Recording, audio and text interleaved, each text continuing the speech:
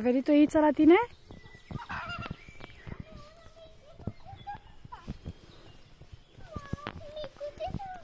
Da, mama, are un puiuț mic, vezi?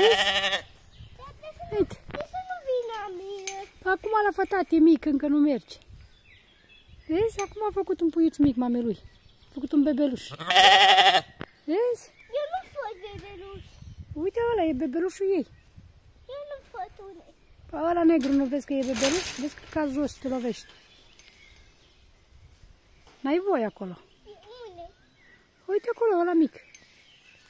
Unde? Păi el, mami, bebelușul lui mama lui Ița asta.